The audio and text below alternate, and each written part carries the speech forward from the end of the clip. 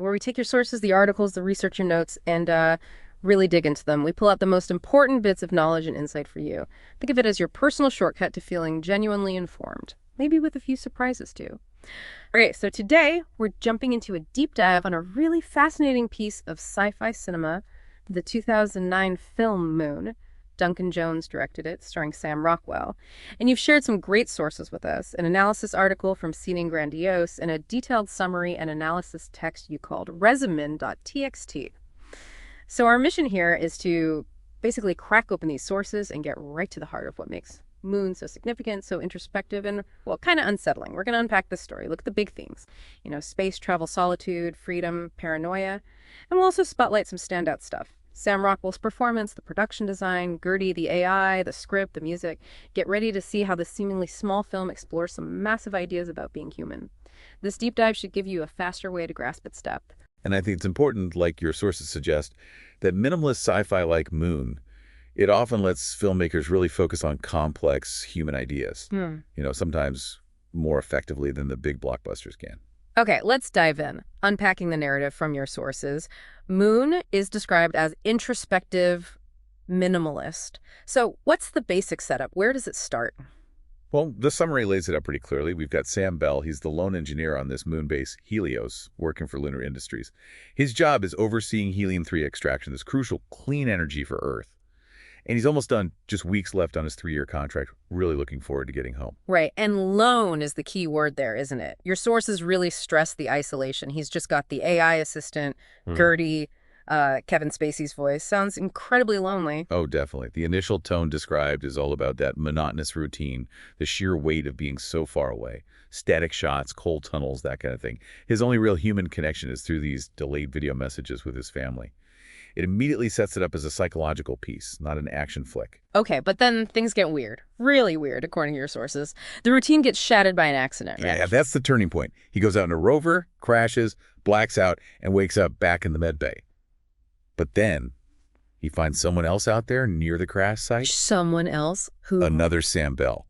An exact double. Wow. Okay. Yeah, both sources point to this discovery as the moment everything fractures. It reveals this hidden reality clones, corporate manipulation, stuff Sam had no clue about. A double. How do they even deal with that face-to-face with yourself? Well, your sources say it moves from shock and confusion to this really tense confrontation. They're comparing video diaries, memories, biometrics, trying desperately to figure out who's the original. Yeah. And through that, they uncover the awful truth.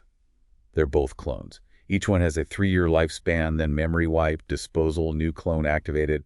Lunar Industries justifies it, radiation, cost, but both Sams realize they're just disposable cogs. Disposable cogs. That realization, it must just breed intense paranoia. Your sources mention that escalation of mistrust. Exactly.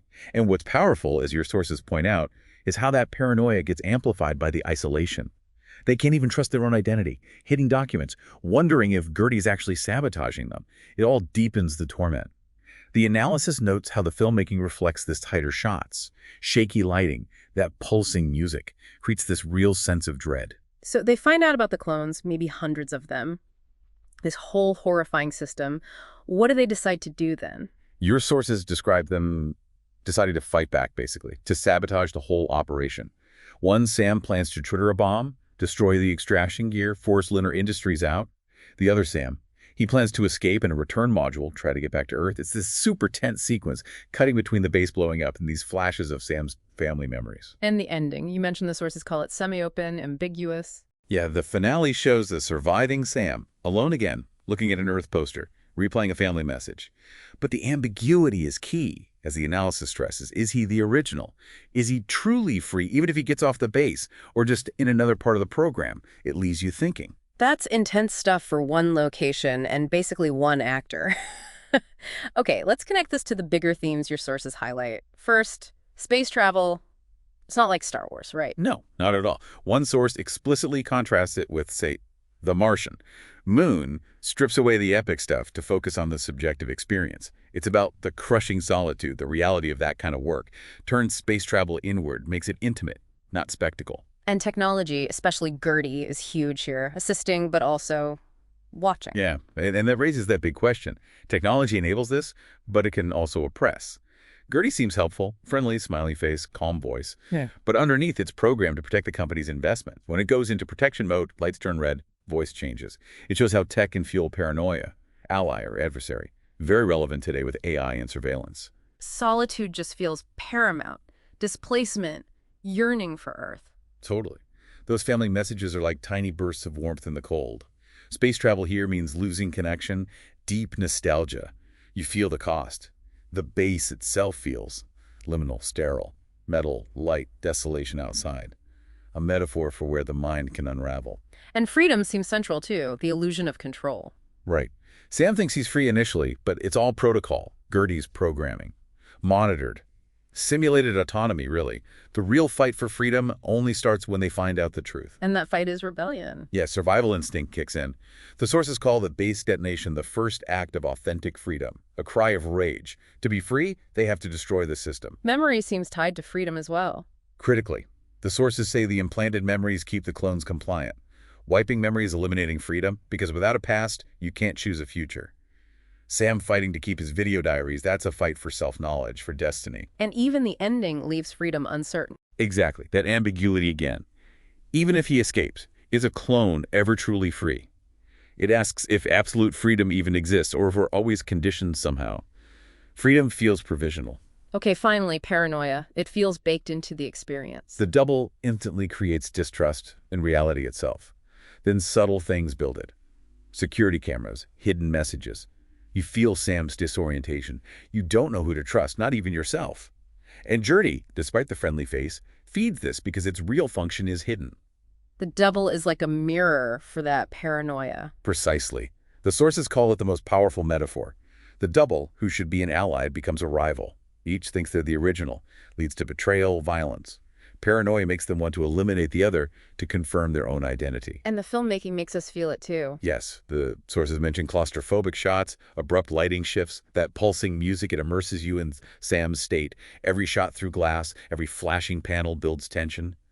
Paranoia becomes sensory. Beyond the story and themes, your sources point out things that make Moon stand out technically. Sam Rockwell's performance, for instance. Oh yeah, he basically is the film. Carries it almost entirely alone. Yeah. Conveying solitude, confusion, courage.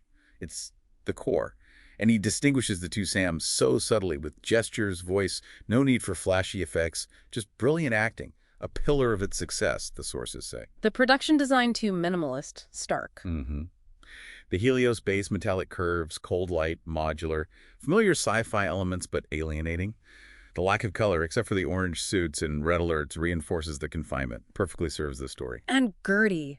Memorable AI, right up there with HAL 9000. The sources compare them, yeah. Yeah. Gertie's simple interface, that calm voice masking its real protocol. Yeah. It's that ambiguity that makes it so unsettling and fascinating. The script is praised, too, for being economical. Very. Minimal characters, few flashbacks, little external action. Relies on psychological tension, mystery, and this idea of identity as a construct biological, corporate. Yeah. Smartly avoids long sci-fi explanations, just gives enough for it to work dramatically. Lastly, Clint Mansell's music. Crucial. Synthesizers, orchestral bits, builds that introspective, sometimes tense atmosphere. Repetitive themes mirroring the routine, strategic silences. They amplify the emotion. Resonates with the bass and with Sam's mind. So putting all this together from your sources, the story, the themes of identity, freedom, paranoia, the craft, it's clear why Moon is much more than just a simple sci-fi movie. Yeah, connecting a bigger picture, Moon uses that small scale to ask huge questions about being human, especially with technology and corporate power looming large. It kind of challenges the romance of space exploration, makes it seem potentially alienating, like just another job, but way more isolating. It definitely reminds you that the biggest frontiers might be internal, especially when you face isolation or threats to who you are. The sources call it a parable, using sci-fi to explore solitude, identity fracturing, the need for freedom in a world that can feel controlling. Feels very relevant now with AI, privacy debates, corporate influence. It really shows a film that's modest in scale, but just profound in the questions it raises. So to wrap this up, here's something to chew on, building on all this. If our memories, even our bodies, can be copied or controlled, where does our real sense of self, our core identity, actually live? Thanks for sharing your sources for this deep dive on Moon. We hope this gave you a richer understanding of why this film really sticks with people.